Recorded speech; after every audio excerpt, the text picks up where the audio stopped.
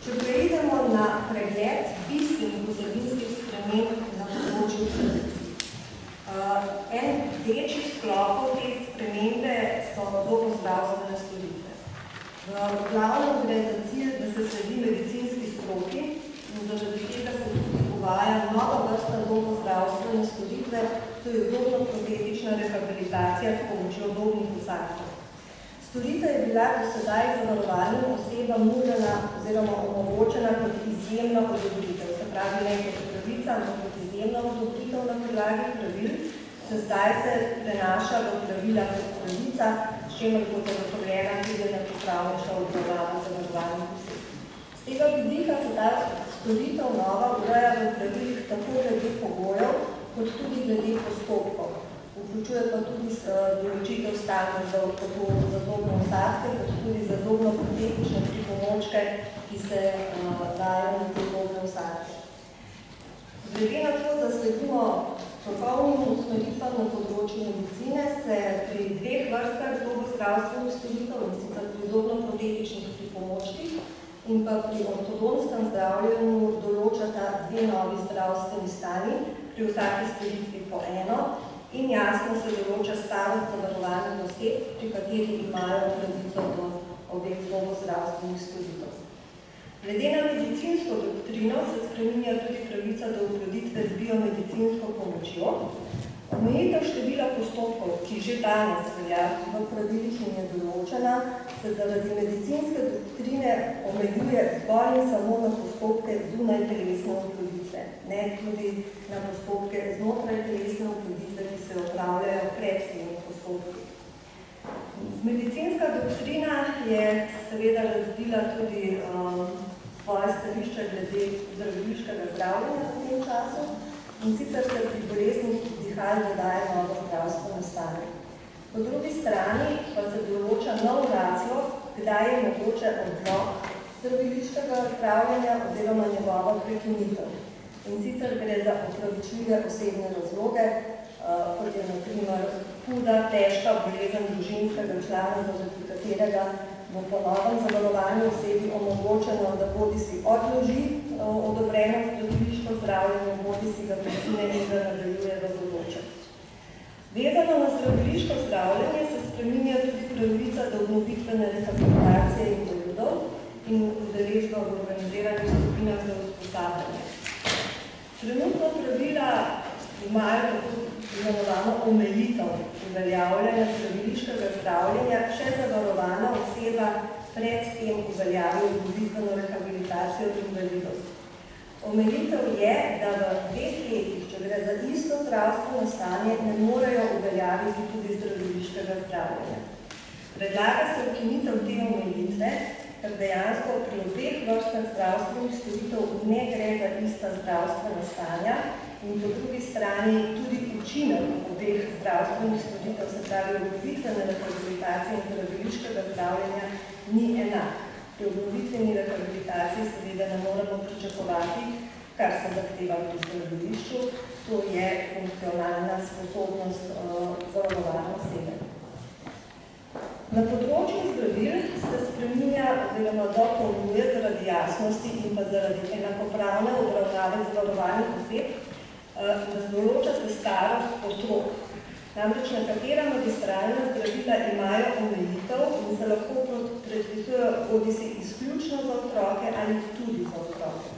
Ker pa pojem otrok ni definiran in ni starostno opredeljen, ga sedaj opredeljujemo, da ko je govor za otroke, to pomeni za zavarovane osebe do 15. leta. Se pravi, magistralna zdravila z omejitvijo predpisovanja se bodo lahko v bodoče predpisovala otrokom do 15. leta.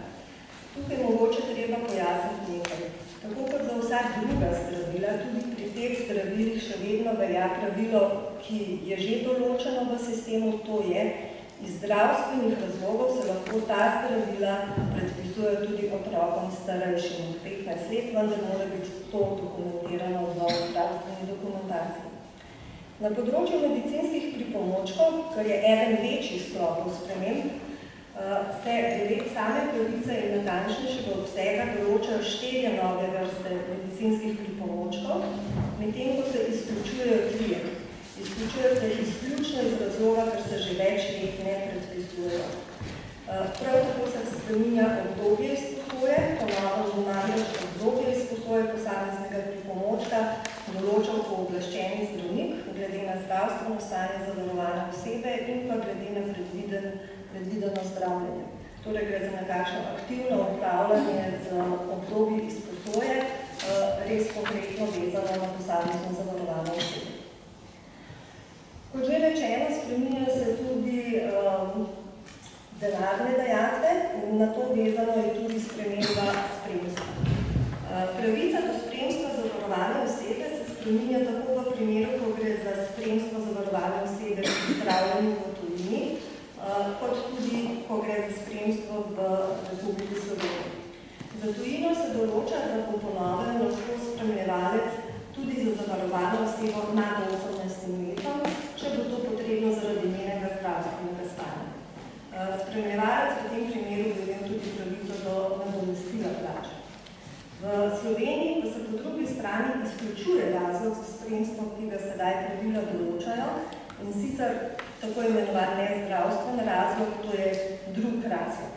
V tej zvezi je treba tudi mogoče pojasniti, da seveda še vedno ostaja izjema, ki pa ni izključno vezana na zdravstveni razlog, to je, ko gre za spremstvo otrok. Spremstvo otrok v tem smislu se ne spreminja, se pravi, imajo pravico do spremljevalca tudi v primeru, ko ne gre za zdravstven razlog, ampak izključno v bistvu zaradi njihove starosti. Spremembe na področju potnih stroškov, spreminja se tako ureditev za Slovenijo kot za tujino. Pri prevozu se jasno opredeljuje višina taksi prevozov, kar do zdaj ni bilo opredeljeno prav jasno. Medtem ko se v tujini dodaja novo pravico do povračila stroškov za prevoz, in sicer od tujega izvajalca do nastanitve. Gre za primere, ko ima zavarovana oseba sicer pravico do nastanitve v tujini in sedaj se jih bodo povrnili tudi stroški, se pravi od te nastanitve v tujini do tujega izvajalca, bom rekla do pravica. Po drugi strani se v Sloveniji glede prevozov jasno opredeljuje tako imenovana krazna pot spremljevalca. Gre za povračilo stroškov spremljevalca v primeru, ko potuje sam. Se pravi, ko je zavarovano osebo bodisi spremil do izvajalca in se vrača, bodisi ko gre sam po zavarovano osebo. Glede prehrane in nastanitve oziroma povračila teh stroškov se zdaj enotno ureja, da je vsa višina vezana na dnevnico. Višina dnevnice se v vseh primerih zvišuje, nekako primerljivo kot to velja tudi sicer za javno uslužbence. V tujini se dodaja nova pravica, in sicer pravica do povračila prehrane in nastanitve za tako imenovane dodatne dneve. Gre za en dan pred samo zdravstveno storitvijo, kadar je to potrebno zaradi same poti, bodisi zaradi zdravstvenega stanja, in za nekatere dneve po že opravljeni zdravstveni storitvi v tujini, bodisi kar je zavarovana oseba v takšnem zdravstvenem stanju, da ne more takoj potovati nazaj v Slovenijo, bodisi čaka na prevoz, ki ga je zavod odobril, ali pa zaradi same narave zdravstvene storitve, ker je včasih potrebno tudi nadaljna zdravstvena obravnava v relativno kratkih rokih po prvi storitvi. Kar se tiče samih standardov zdravstvenih storitev, se v temelju spreminjajo na 3 področjih, in sicer medicinskih pripomočkov za zdravstvene storitve in pa tudi, kar se tiče same izvedbe zdravstvene storitve. Pri sami izvedbi zdravstvene storitve se po novem podaljšuje dežurstvo, in sicer v 6. ure zjutraj na 7. uro, s čimer se tudi usklajuje z pravilnikom ministrstva o službi nujne medicinske pomoči. Po drugi strani se v 24-urni standard vključuje ponovno tudi nenujni reševalni prevoz. Organizacija izvajalcev namreč kaže, da ne morejo opraviti vseh nenujnih reševalnih prevozov do 20 ure, se pravi v okviru, bom rekla, dnevnega standarda. Vsi pa vemo, da so te nenujni reševalni prevozi del zdravstvene obravnave in kot taki potrebni za zavarovane osebe. Na področju zobozdravstva se uvajajo seveda novi standardni materiali in določene se opredeljuje trajnostna doba in garancijski rok,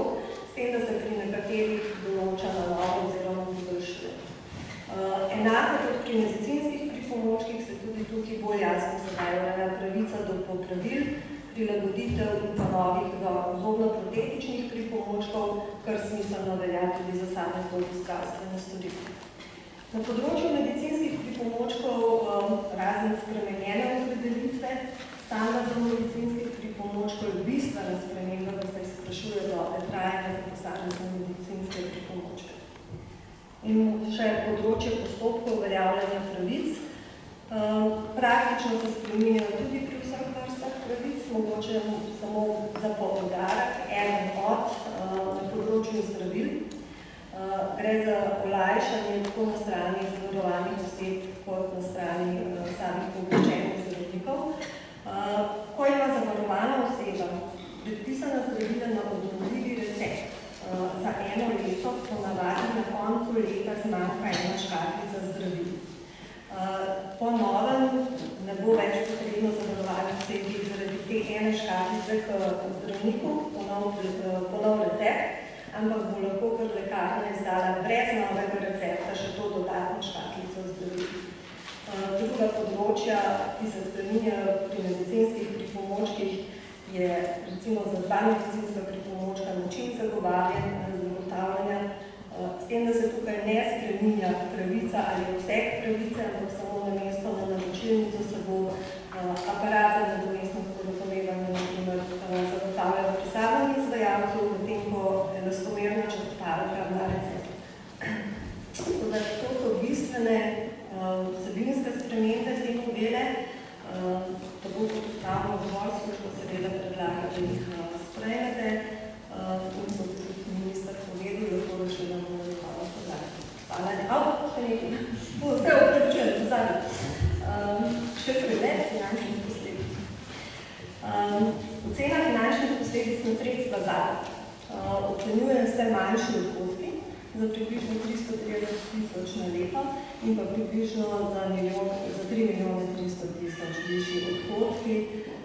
S tem, da je treba mogoče tudi poudariti, da bodo manjši odhodki tudi sicer iz drugih naslovov, ki jih pa trenutno ni mogoče oceniti, že samo zaradi skrajšanja trajnosti dob se pričakuje, da bodo bolj ugodne finančne posledice, ne nazadnje tudi iz omenjenega dopolnjenega zdravstvenega stanja pri zdraviliškem zdravljenju in pa tudi zaradi zobno-protetičnih pripomočkov lahko dolgoročno pričakujemo pozitivne